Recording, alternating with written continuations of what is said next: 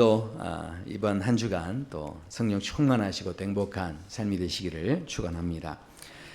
우리 성도 여러분들께서는 하룻밤 잠자는데 1억 원을 내야 하는 호텔 방이 있다면 믿어지십니까? 네.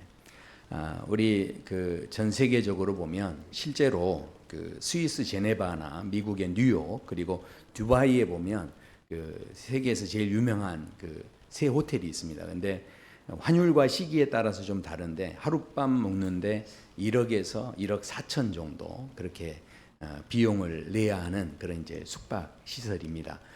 이 호텔은요, 그 상상 한번 해보십시오. 이 호텔에 가면요, 이게 방탄 유리로 돼 있대요. 유리도 방탄 유리로 돼 있고 360도 이렇게 그 파노라마 전망이 이렇게 펼쳐져 있고 또 롤스로이스라는 그 아주 비싼 차가 있는데 그 운전기사가 개인 비서로 이렇게 준비하고 있어서 어디를 가든지 딱 24시간 대기하고 있다가 가고 싶으면 다 데려다주고 이런 이제 서비스를 이제 하는 겁니다. 그리고 개인 헬스 트레이너가 있어서 운동하고 싶으면 운동도 도와주고요.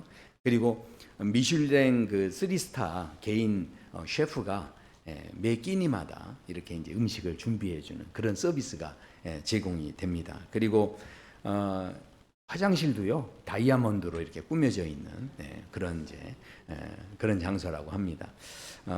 믿어지지 않죠. 그러나 실제로 있는 그래서 그 정도 비용을 내는데 어느 호텔은 보니까 1박 하는 건 안 된대요. 2박을 해야 이게 또 예약이 잡히는 뭐 이런 것도 있다고 합니다. 여기를 도대체 누가 다니시나 봤더니 아랍의 왕족들이 여기 많이 다니고요. 그 다음에 헐리우드 스타들이 가끔 가고요. 그다음에 CEO들이 세계적으로 유명한 CEO들이 여기를 이용하는데 얼마 전에 한국을 방문했던 빌 게이츠 이분도 VIP 고객이라고 합니다. 저는 오늘 이런 이야기를 하면서 여기에 있는 그 잠자리는 실은 별로 큰 의미는 없다. 뭐 이런 이야기를 하려고 하는 게 아닙니다. 실은 여기에서 한번 자보는 것 이렇게 할 수만 있다면 얼마나 또 좋은 일이겠습니까? 자, 그런데 제가 왜 이런 이야기를 오늘 설교에서 시작을 하냐면 이번에 한국을 방문했던 빌 게이츠라고 하는 분이 그 했던 말이 이번에 한국에 와서 했던 말이 참 그 제 마음에 많이 남았습니다.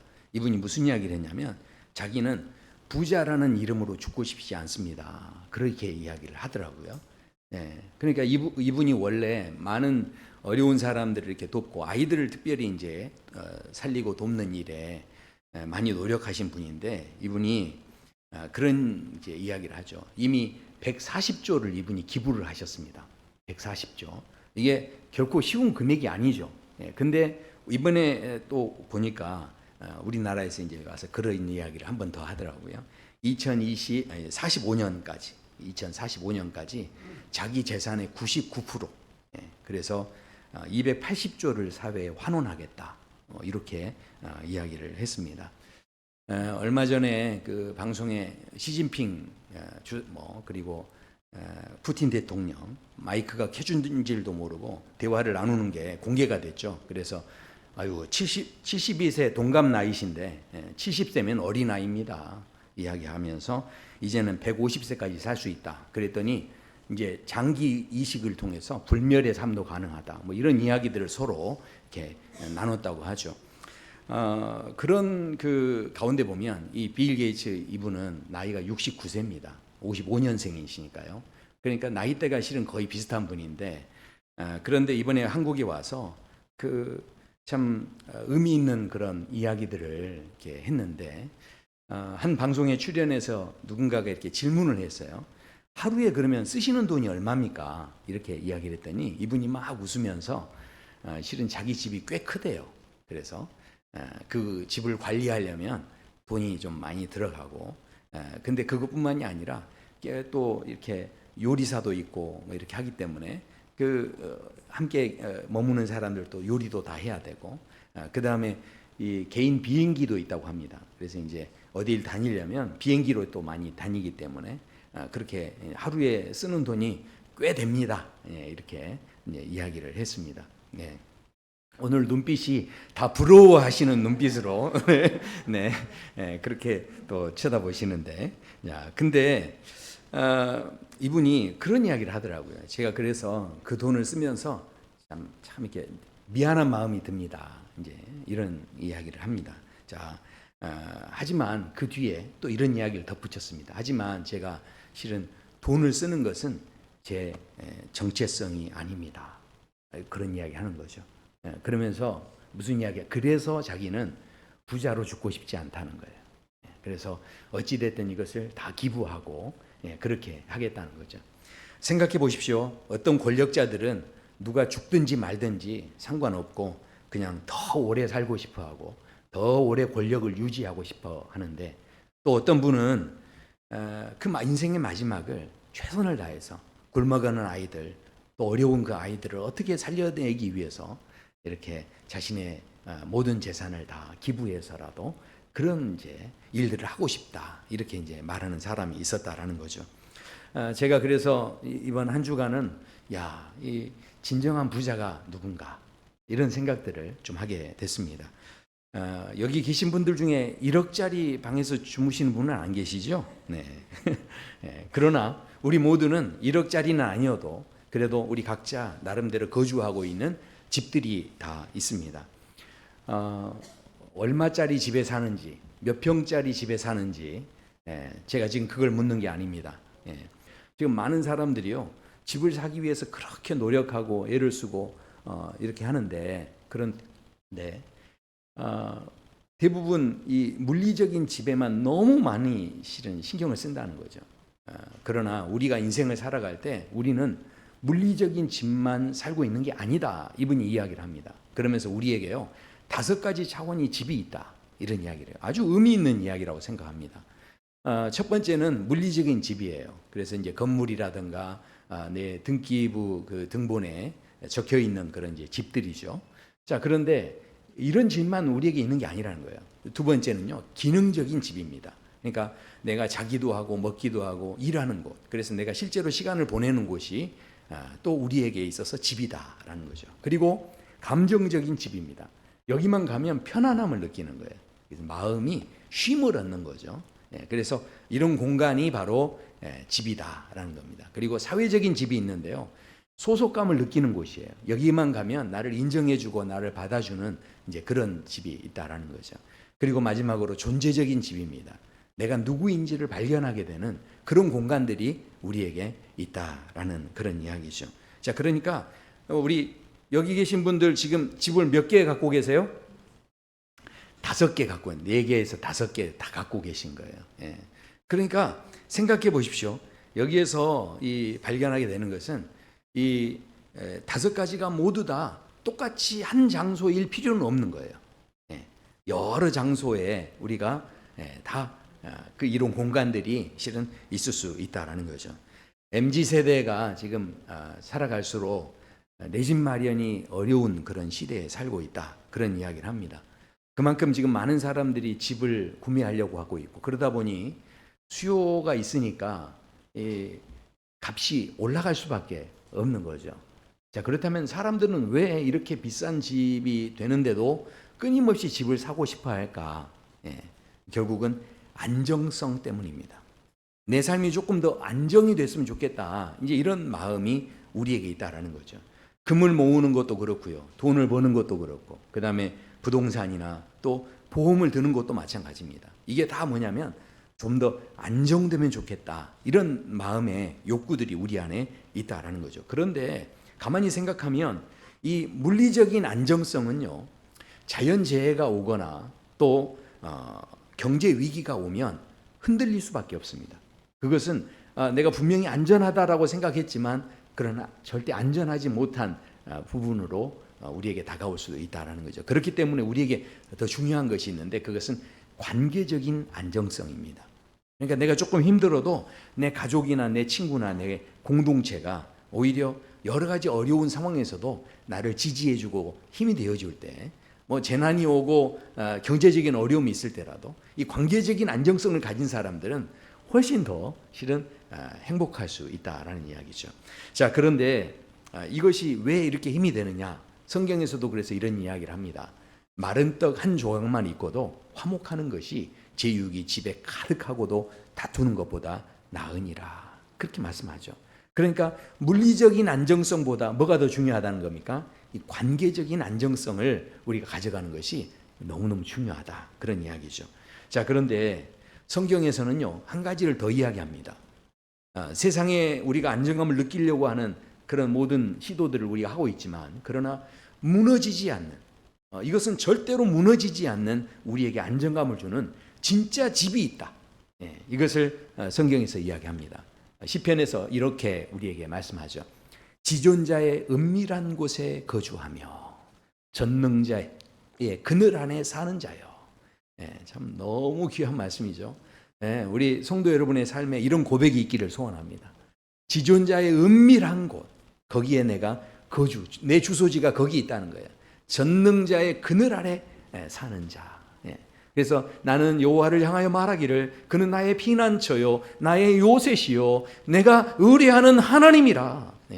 그러니까 이런 믿음의 고백이 있다는 것, 이것은요 어떤 상황에도 무너지지 않는 집이 우리에게 존재한다라는 것을 말씀하고 있습니다. 오늘 우리가 읽었던 본문에 요셉이라고 하는 사람이 등장을 합니다. 이분이 93년 동안 애굽에서 살았던 그런 사람입니다. 17살의 어린 나이에 애굽으로 가게 되죠. 고향을 떠났습니다. 그리고 타향살이를 하는데 이 애굽에서 보낸 세월이 93년입니다. 그 중에 13년은 막 이렇게 고생하고 어렵게 지냈지만, 그러나 이제 80년 동안은 세계 최강국이었던 애굽의 총리로서 삶을 살았고, 또 흉년이 왔을 때 애굽뿐만 아니라 주변의 여러 국가들을 다 이제 구원하는 이제 이런 놀라운 일들을 하면서 존경을 받고 영웅 대접을 받았죠. 그리고 상상할 수 없는 부와 권력을 다 누리는 그런 삶을 바로 애굽에서 살았는데, 요셉이 한 80년을 그렇게 산 겁니다. 자, 그런데 이제 요셉이 죽기 전에 유언을 남기는 말에 아주 충격적인 그런 이야기를 합니다. 마지막에 자기가 죽음을 맞이하면서 어떤 이야기를 하느냐? 우리는 이제 여기서 떠날 거다. 우린 여기서 떠날 거다. 내가 죽거든 내 뼈를 옮겨달라. 이런 이야기를 하는 거죠. 그래서 오늘 말씀해 보면 요셉은 임종시에 이스라엘 자손들이 떠날 것을 말하고 또 자기 뼈를 위하여 명하였으며 이렇게 말씀합니다. 80년 동안 존경받으며 80년 동안 모든 후기와 영화를 다 누렸던 장소입니다. 그런데 여기에서 여기 더 이상 내 집 아니다 그러면서 떠나자 이렇게 말했다는 게 이게 너무 큰 충격이죠. 한번 상상해 보십시오. 이 상식적으로 우리가 대부분 어떤 생각을 할 수 있냐면, 그 당시 애굽에서 이미 요셉은 뿌리를 내리고 있었고 애굽의 영주권도 가지고 있었죠. 그리고 애굽에서 자녀들을 잘 양육해서 그렇게 교육도 시키고 그렇게 이제 살아왔던 상황이 있습니다. 또한 전 국민의 존경을 받았기 때문에 어디를 가든지 대접받으면서 그렇게 살았던 곳이 애굽이었죠. 자, 그리고 죽을 때조차도 결국은 나중에 요셉이 죽었을 때 애굽에서 왕족이 하는 그 장례식의 절차를 할 수 있도록 배려를 해줍니다. 그러니까 요셉이 얼마나 애굽에서 대단한 삶을 살았는지를 지금 우리는 알게 됩니다. 자, 그렇다고 거기에 비하면 요셉이 떠나왔던 고향이었던 가나안은 17년 살았는데 거기에 대한 기억은 어떻습니까? 형들의 시기와 미움 질투를 받았어요. 그러니까 거기에서 구덩이에 빠졌고 그랬기 때문에 굉장한 실은 트라우마가 있는 거죠.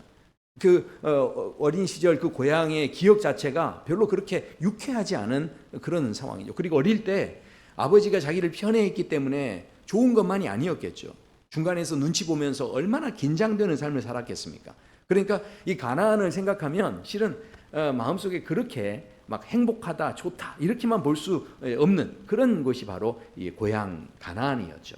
자, 그런데 오늘 우리 같으면 이런 상황이 됐으면 당연히 애굽이 우리 이제 집이다. 그러면서 여기에서 나를 묻어달라. 그리고 우리 여기에서 잘 안주하고 살자. 이렇게 이제 해야 맞습니다. 그런데 또 이제 제가 한 가지 더 생각하니까 이게 진짜 현실적으로 이게 너무 충격적인 이야기는 뭐냐면, 그 당시 정세를 이렇게 가만히 보니까 나일강이 있다는 것은 대단한 일이었습니다. 왜냐하면 그 당시에 기근이 왔을 때, 그래서 가뭄이 들었을 때 심지어 아브라함도 가나안에 있다가 어디로 내려갑니까? 애굽 땅으로 내려갔죠.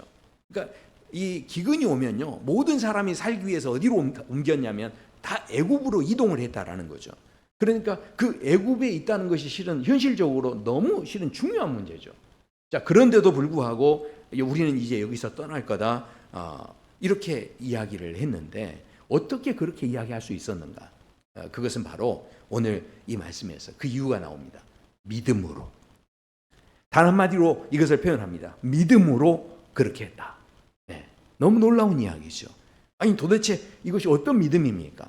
이 믿음은요, 약속을 의지하는 믿음이었습니다. 그래서 출애굽기 그 창세기에 보면 50장에 요셉이 그 형제들에게 이를 때 이제 구체적으로 이제 창세기에 보면 그 이유가 나옵니다.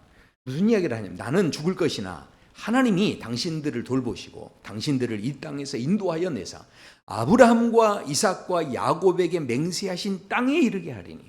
그러니까 지금 이 요셉이 뭘 붙잡았다는 겁니까? 자기가 지금 이 애굽이 아니야, 하나님이 약속하시는 땅, 그곳이 우리가 가야 할 곳이다, 여기에 대한 믿음이 있었다라는 거죠. 그래서 그곳을 향하여서 내가 죽더라도 내 뼈라도 그곳으로 옮겨달라, 지금 이런 고백을 하고 있다라는 겁니다.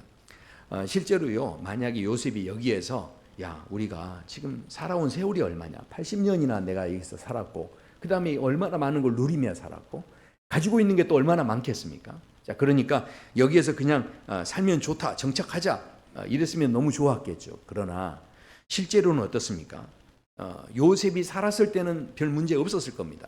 그런데 역사적인 그 사실을 보면 이 사람들에게 땅에 대한 소유권이 없었기 때문에, 그래서 이 애굽에 거주했을 때 결국은 이스라엘을 계속 이스라엘은 애굽을 의존할 수밖에 없는 그런 상황에 처하게 되는 거죠. 근데 사람이 의존을 하게 되면요, 그러면 자꾸 그 사람에게 굴종을 하고 굴복하게 돼 있습니다. 그러면 이 굴복하는 단계에서 조금 더 가면 이제 노예화가 되는 거죠. 그러니까 지금 당장은 아무것도 아닌 것 같아도 그 삶이 오히려 우리를 옥죄게 하는 이제 이런 결과가 되어진다라는 거죠. 그리고 실제로 이스라엘이 번성하기 시작하니까 애굽 사람들이 이스라엘을 박해하면서 이스라엘 사람들을 다 노예로 삼았음을 우리는 역사적인 자료를 통해서 알고 있습니다. 그래서 너무 그래도 이스라엘이 번성하니까 나중에는 태어나는 애들까지 다 잡아 죽이는 이제 이런 짓까지 했다라는 것이죠.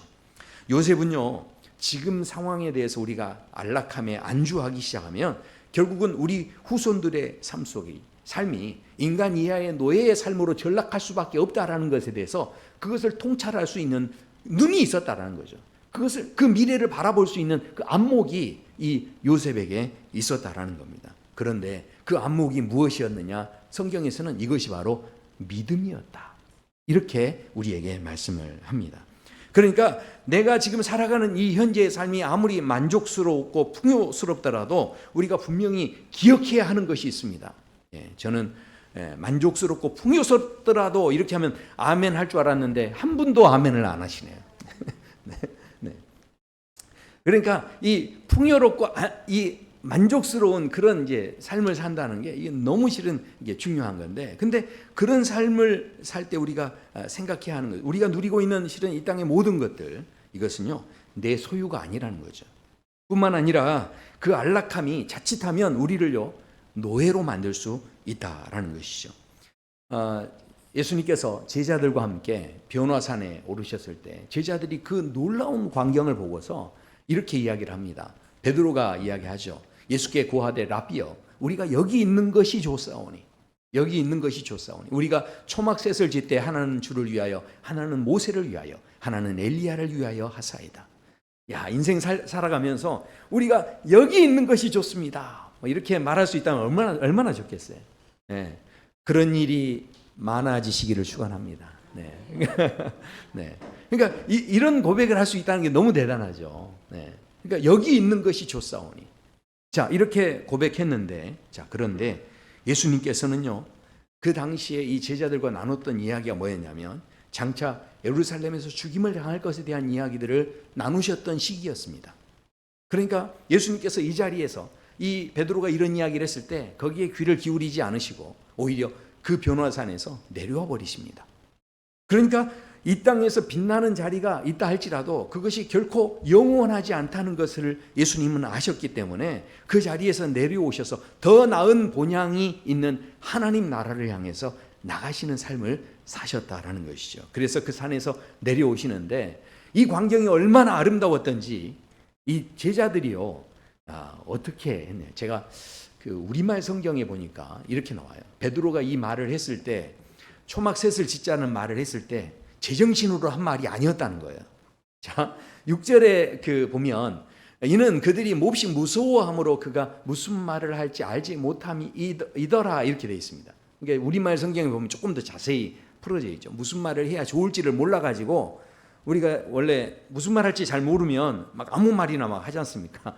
예, 이제 그 정도로. 그러니까 이게 너무 막 그 대단한 광경이니까 놀래가지고 초막셋을 짓자 이렇게 이야기를 했다라는 겁니다. 자, 그런데 중요한 것은 요셉의 삶은 어땠겠습니까? 요셉의 삶의 자리는요, 진짜 아마 영광스러웠을 거예요. 정말 부유하고 아마 최고의 삶을 아마 살았을 겁니다. 자, 그런데 그 요셉이 믿음으로 그 자리를 떠나야 한다라고 말을 했다는 거예요.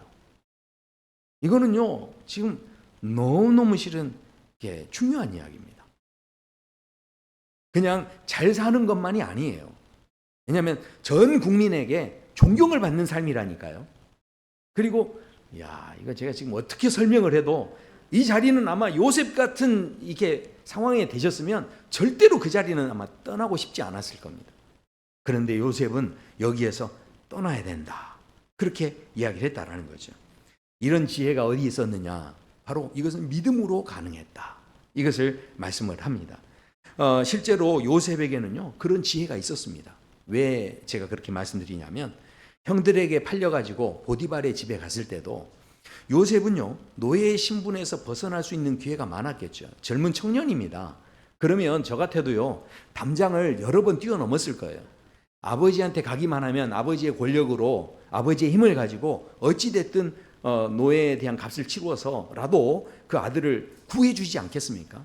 그러니까 아버지가 자기를 그렇게 편애했으니까. 그러니까 저 같으면 진짜 담장을 여러 번 뛰어넘었을 텐데, 그런데 요셉은 그곳에서 도망칠 기회가 얼마든지 있었음에도 불구하고 한 번도 도망치는 것을 시도하지를 않았다라는 거죠. 그리고 이 요셉이 이런 이야기를 합니다. 그런즉 내가 어찌 이 큰 악을 행하여 아버지께 죄를 지으리이까. 이 보디발의 아내가 유혹할 때에도 이 상황 속에서 어떻게 한 겁니까? 결국은 어디를 본 겁니까? 앞으로 자기가 어디에 서야 할 걸 알았다라는 거죠. 미래를 생각하는 삶을 산 거예요. 그러니까 지금 당장 눈앞에 있는 삶만 산 게 아니고 미래에 내가 아버지 앞에 가는 것도 아니고 하나님 앞에 서야 된다는 걸 이렇게 생각했다라는 이야기죠. 그러니까 지금 이 요셉은요 삶에 대해서 그냥 막 산 게 아니고 그 분명한 목적이 있었다는 거죠. 내가 어디로 가야 하는지, 내가 언제 떠나야 되는지, 여기에 대한 생각들을 이제 가지고 살았다라는 거죠. 자, 그래서 우리가 이 믿음을 갖고 산다는 게 너무 중요한데, 그래서요 사도 바울도 베드로 전서에서 베드로 사도도 이 베드로 전서에서 그 영광스러운 장면을 봤던 이 변화산에서 이 놀라운 경험을 했던 이 베드로 사도가 베드로 전서에서 이런 이야기를 합니다. 사랑하는 자들아, 거류민과 나그네 같은 너희를 권하노니. 그러니까 결국은 이 땅에서 경험하는 아무리 빛나고 대단하는 것도 결국은 우리의 소유가 아니라는 이야기죠. 우리는 이 땅에서 나그네로 살아가고 있다, 이 이야기를 베드로 사도도 했다라는 겁니다. 자, 그렇기 때문에 우리는요 하늘의 시민권을 가진 사람들이라는 거예요. 예수님께서 그래서 우리에게 우리가 머물 처소를 예비하러 가신다라고 우리에게 말씀하고 계십니다. 그렇다고 한다면 우리는요 이 땅에 살 동안 사용권과 소유권의 차이를 아셔야 돼요. 자, 이 다이아몬드 10캐럿짜리 반지를 수십억에 만약에 샀다고 생각해 보십시오. 자, 그러면 우리 한번 상상을 해보시자는 거예요. 네. 그래서 오늘 여기 계신 분들 다 이 반지를 하나씩 다 사셨다고 생각해 보세요.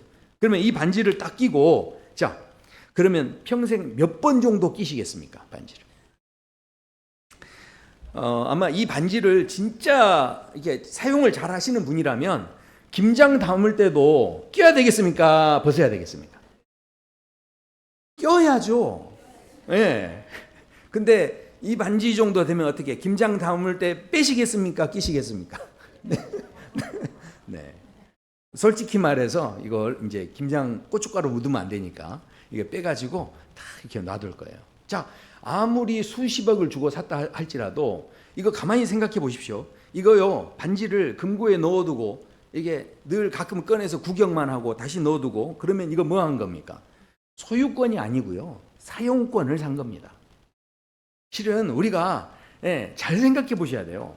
사용권은요, 계속 쓰는 거죠. 근데 소유권은 뭡니까? 갖고만 있는 거예요. 그리고 이거 이렇게 구경하는 거죠. 자, 그러니까 그 굉장히 유명한 그 마크 저커버그도 그런 이야기를, 자기가 한동안 임대 아파트에 그냥 살았대요. 그분이 왜 그러면 그렇게 돈이 많은데 임대 아파트 살았냐 했더니 이분이 하는 이야기가, 소유에 집착을 하다 보면 그것을 관리하는데 자기가 너무 많은 에너지를 쓰니까, 그래서 그 관리할 수 있는 에너지를 지금 자기는 어디 써야 됩니까? 뭔가를 개발하고 창의적인 뭔가를 이게 작업을 하는데 필요하기 때문에, 그래서 더 자기가 뭔가 사용하는 것에 집중을 해야 되기 때문에 그래서 그렇게 했다라는 거예요. 그 우리나라에서 유명한 그 건축학 교수가 있어요. 유현진 교수라고. 근데 그분이 이제 그런 이야기를 합니다. 우리가 가지고 있는 물건이나 공간에 대해서, 여기에 대해서 이거 내 거다 이렇게 하고 꽉 이렇게 붙잡고 있기보다는요, 이것을요 자꾸 이렇게 사용하는 게 굉장히 중요하다, 이런 이야기를 합니다. 그러면서 무슨 이야기를 하냐면, 마치 그 친구 장난감을 내가 돈 주고 살 수 없더라도 친구한테 빌려가지고 재밌게 놀다가 그냥 돌려주면 되는 거예요. 네. 그렇게 하면 된다라는 거죠. 굳이 그것을 다 이렇게 돈 주고 살 필요 없이 소유에 막 집착하지 않고 오히려 그 뭔가를 그냥 잠깐 빌려 쓰지 뭐, 이렇게 생각하면 삶이 훨씬 더 풍요로울 수 있다. 이제 이분이 이렇게 이야기를 합니다. 요셉이라는 분이 애굽에서 93년을 사는 동안 이 마음을 잃지 않았던 것 같아요. 그래서 자기가 그냥 지금 모든 것은 그냥 내가 다 갖고 소유하고 있는 것이다, 이런 마음 자체가 없었던 것 같아요. 그래서 무슨 일이 있냐면, 창세기에 보면요, 45장에 형들을 만났을 때 그 형들을 만나서 그렇게 눈물을 흘리는데, 그 소리가 얼마나 컸는지 애굽 사람한테 들리고 바로의 궁정에까지 이 소리가 들렸다라고 이야기합니다. 그러니까 이 요셉은요, 늘 소유에 집착해서 물리적인 공간만 생각하면서 사는 사람이 아니었다는 이야기죠. 아까 말씀드렸듯이 감정적인 공간이 있는 거예요. 내 마음의 고향, 내 아버지의 품. 그러니까 인생을 살면서 뭔가 다른 공간, 다른 집의 의미를 갖고 있었다는 이야기죠. 그래서요, 나중에 이 요셉이요, 뭐라고 하냐면, 이 뒤에 이어지는 말씀 보면, 그런즉 나를 이리로 보낸 이는 당신들이 아니요 하나님이시라, 이렇게 말씀을 합니다. 자, 그러니까 이게 무슨 이야기입니까? 하나님께서 여기로 나를 보내셨다. 그러니까 내가 지금 누리고 있는 모든 소유는 내 것이 아니라는 거예요. 하나님께서 잠시 사용권을 맡겨주셨다는 이야기죠. 그러면서 그 다음에 놀라운 이야기를 합니다. 하나님이 나를 바로에게 아버지로 삼으시고. 그러니까 지금 자기가 머무는 곳에서 자기는 지금 어떤 생각을 하는 겁니까? 존재적인 그 삶이 어떤 삶인지를 지금 생각하는 거죠. 내가 지금 어떤 존재로 여기에서 살기를 원하시는가? 바로 하나님께서 이 아버지로, 바로의 아버지로 살게 하시고, 또 바로 집안의 주로 살게 하시고, 또 애굽 온 땅의 통치자로 살게 하셨다, 존재하게 하셨다, 이렇게 말씀합니다. 그러니까 이 요셉은요, 소유적인 그런 차원, 물리적인 차원을 뛰어넘어서 이 존재적인 삶을 이렇게 살았다라고 고백하고 있는 겁니다. 소유적인 삶은요, 쉽게 예를 들면, 제가 한 가지만 예를 들면, 집을 제가 샀어요. 근데 이게 집을 딱 사고 나면 그다음부터 무슨 생각이 들겠습니까?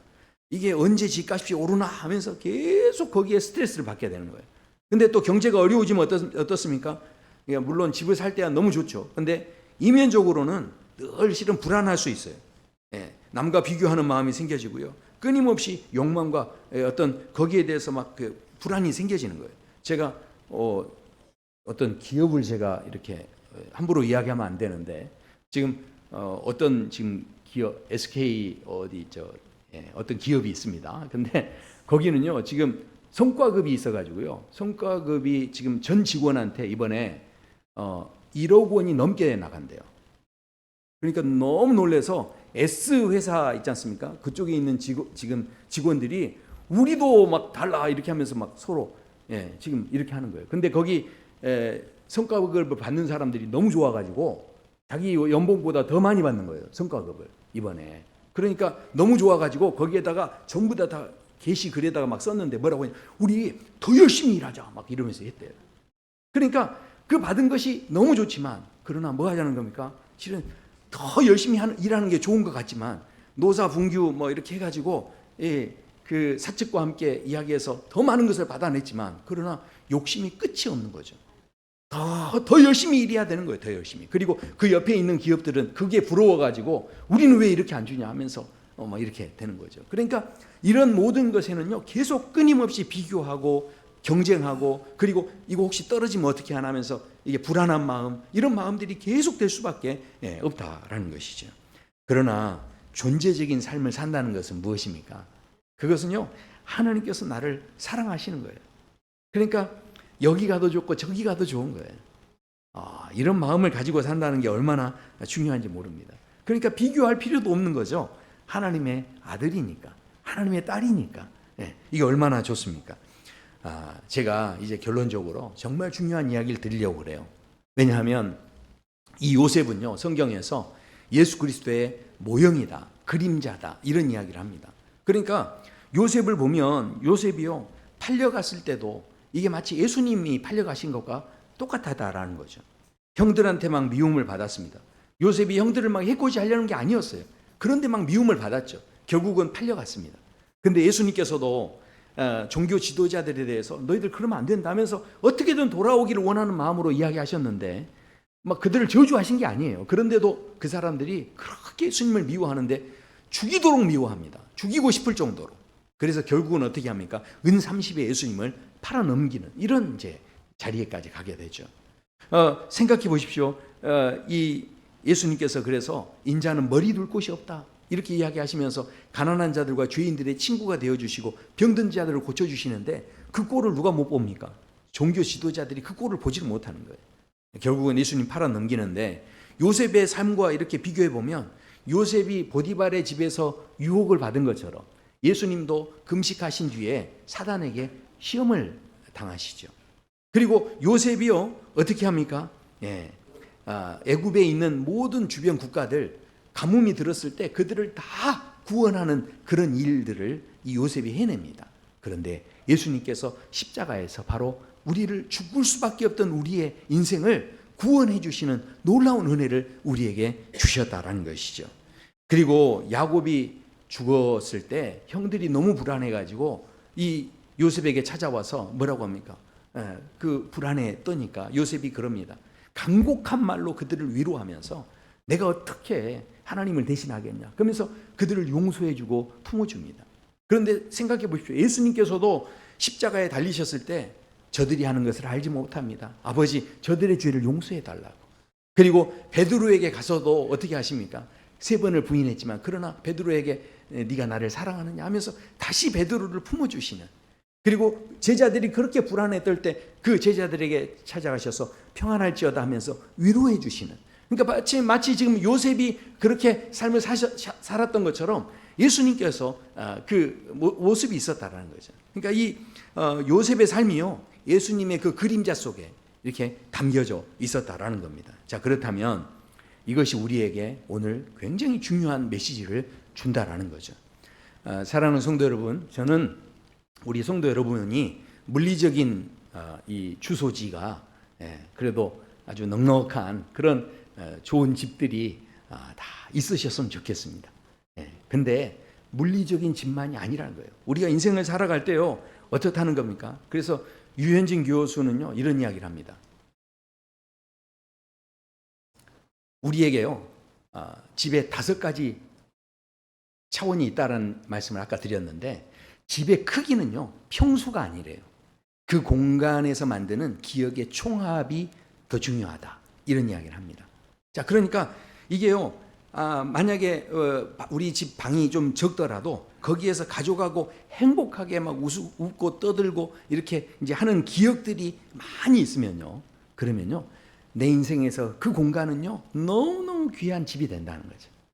제가 조금 이렇게 저희 아이들이 어렸을 때 삼원 아파트인가 하는 아주 작은 아파트에 살았는데 방이 두 개 있었어요. 그러니까 이 방이 하나는 큰 방이고 하나는 작은 방인데 이게 방이 너무 적으니까 아이들 남매를 이렇게 둘 다 거기에다 이렇게 넣어서 키우기가 어려운 거예요. 그래서 큰 방에다가 이렇게 공부도 할 수 있는 방도 하고 아이들이 거기 있게 하고, 그다음에 이제 잠을 자는 것은 저희 아내와 제가 거기에서 자는데, 그런데 그곳에서 저희 아이들하고 대화를 나눠보면 그때가 너무너무 행복했다는 거예요. 왜냐하면 저희가 새벽기도 갔다 오면요, 애들이 어느새인 줄 이렇게 모르게 알아가지고 와서 저희들 옆에 눕는 거예요.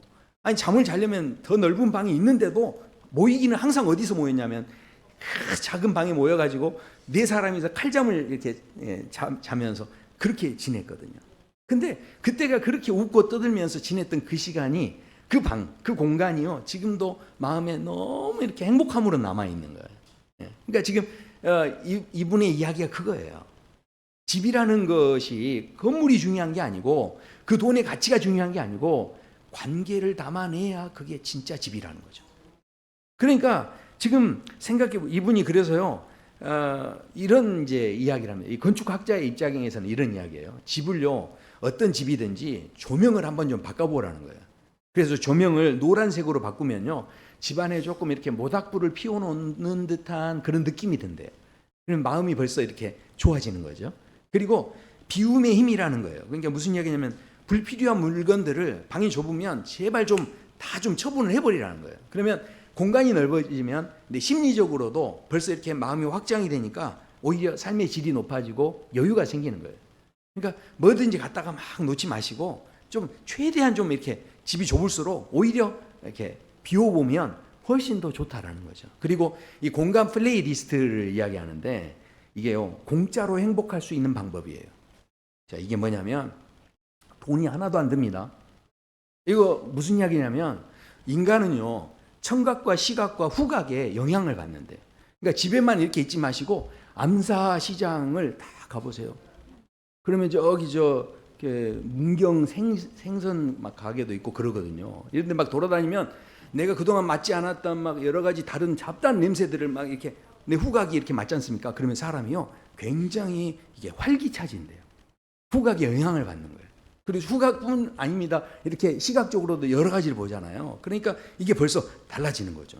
제가 엊그제 저희 아내하고 함께 한강에, 진짜 날이 너무 더워서 안 나갔는데 이렇게 나가서 한강을 쭉 이게 조금 뛰어가지고 돌아서 왔는데요. 세상에 도로 쪽에 보니까 와, 그렇게 어떤 연못을 만들어서 이제 수조 시설을 만들어 가지고 사람들이 앉아서 이렇게 즐길 수 있게 아주 이렇게 좋은 수경 시설인가요? 뭐 이런 걸 또 만들어 놨더라고요. 세상에, 제가 지금까지 관리비 낸 적 한 번도 없는데, 제가 유지하라고 유지비 낸 적도 없는데 알아서 유지하고 있더라고요. 그래서 저는 가서 뭐 했을까요? 누리고 왔습니다. 그러니까 생각해 보세요. 지금 우리의 삶의 자리에 보면 우리가 비용을 내지 않더라도 우리가 실은 누릴 수 있는 공간들이 너무너무 실은 많이 있다라는 거죠. 그리고요, 공간과 적극 활용인데 이게 뭡니까? 도서관, 카페, 저희 지금 비전 센터, 지금 이곳에 와서 예배 드리시고 이러는데 이런 모든 시간들이요, 지금은 아마 이렇게 좀 좁은 공간이어서 그렇지만 또 우리 비전에서 청년들도 함께 셀 모임하고 나누고 그럴 텐데, 그때 그렇게 웃고 재미있게 함께 수다 떨고 그렇게 함께 했던 시간들이 아마 시간이 지나면 나중에는 너무 아마 행복한 기억으로 남아있을 거예요. 그러니까 이런 모든 상황들, 이것이 바로 소유하지 않고 풍요롭게 살 수 있는 방법이다, 이런 이야기를 합니다. 자, 그렇다면 어떻겠습니까? 소유가 아니라 이 존재 부자가 돼야 돼요. 내 삶이요, 소유하는 것으로 부자 되려고 하시기보다 내가 존재함으로 인해서 더 풍성해지는 부자가 되셔야 되는데, 그래서요, 다시 한번 생각합니다. 우리가요, 물리적으로 집이 있지만 우리는요, 약속의 말씀이 있는 사람들이죠. 그렇다면 내 집을요, 말씀으로, 말씀의 빛으로 자꾸 이렇게 비추는 거예요. 그러면 말씀의 조명으로 비추기 시작하면 내 집이라는 공간, 내 주소지가 얼마나 밝아지겠어요. 그리고요, 이 기능적인 공간이죠. 먹고 자고 일하고 하는 이런 공간들이 있는데 예수님과 함께 이 공간을 우리가 사용할 수 있다면 어떻겠습니까? 내가 먹는 것, 마시는 것, 어찌됐든 이웃과 함께 즐겁게 나눌 수 있는 그런 삶이 되어질 수 있겠죠.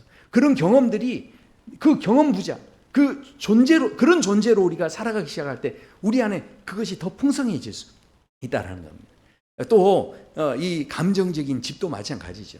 예수님과 함께 하면서 예수님께서 주시는 위로를 받아서 주변 사람들을 위로하고 격려하고 그렇게 할 수 있는 일에 우리가 또 쓸 수 있다면, 또 우리의 삶에서 이 사회적인 집을 또 생각하죠. 소속감이 느껴지죠. 우리 교회에 오면 예수 그리스도의 이름으로 누구든지 다 받아들여주는, 누구든지 이렇게 인정해주는 그런 공동체로, 우리 이 창립 15주년인데 우리 교회가 어떤 곳인가?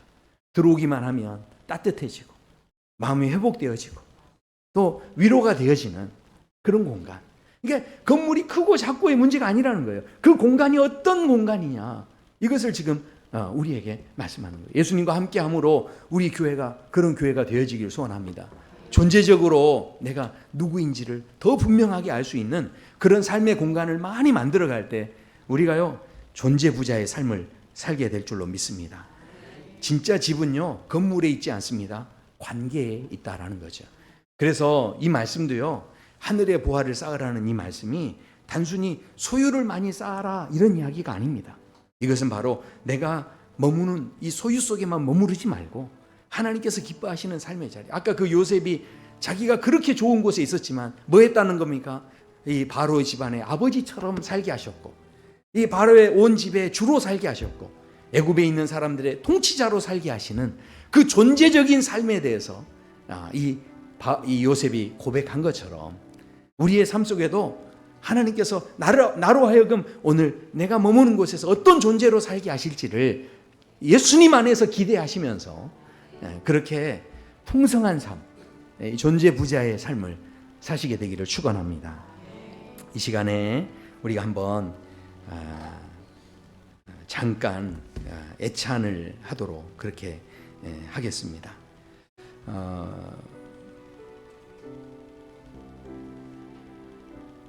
이 시간 우리가 우리 장로님들 한번 이렇게 준비해 주시고요. 이 애찬식은요, 저희가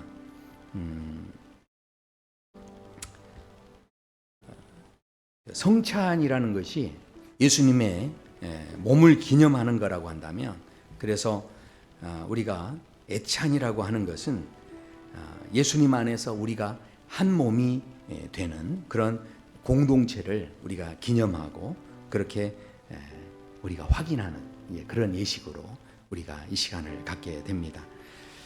성찬을 우리가 생각하시고 예수님께서 우리를 위해 피와 몸을 나누신 것을 생각하시고, 우리 공동체가 하나님 안에서 이 애찬이라는 말 자체가 이 원어에 보면 그런 말이에요. 아가페라는 사랑의 의미가 들어 있습니다. 그래서 오늘 이 애찬은 오늘 나누어 드리는 이 빵은 우리 모든 분들이 이걸 가지고서 다른 많은 사람들에게 바로 이 예수님의 사랑을 나눌 수 있는 그런 시작이 되기를 소원합니다. 네, 그래서 이 시간에 잠깐 기도하고 그렇게 애찬을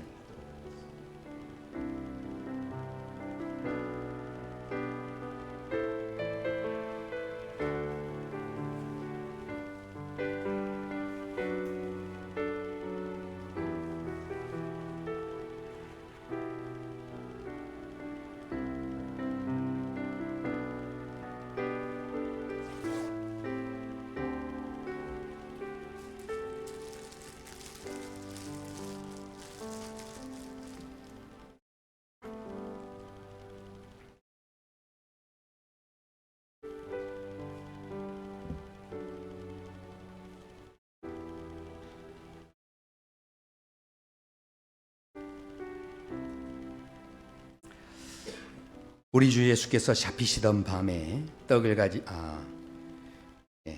잔을 가지사 축사하시고 제자들에게 주시며 말씀하셨습니다.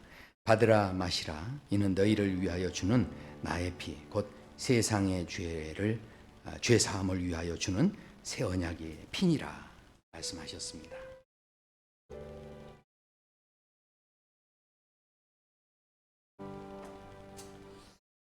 오늘 잔을 나누지는 않지만 그러나 예수님의 보혈의 은혜를 기억하시고 또 예수님과 함께 의미 있는 삶의 공간을 주님과 동행하는 그 놀라운 존재적인 삶을 만들어가는 또 복된 삶이 되시기를 소원합니다.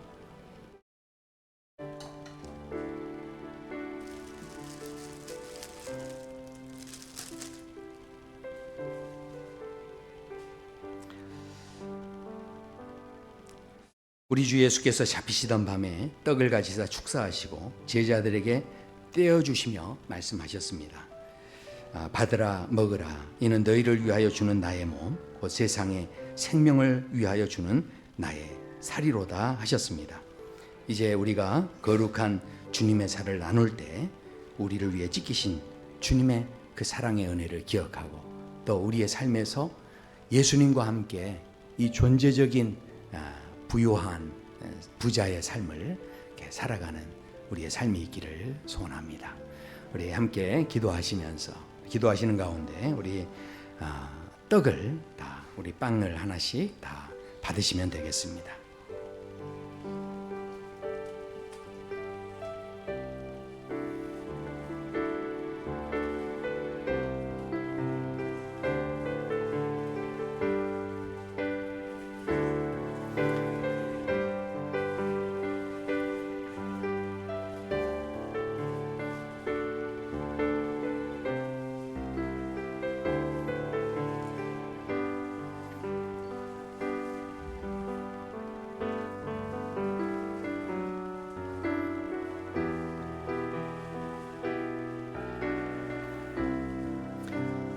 우리 함께 떡을 받으신 분들 함께 찬양하겠습니다. 우리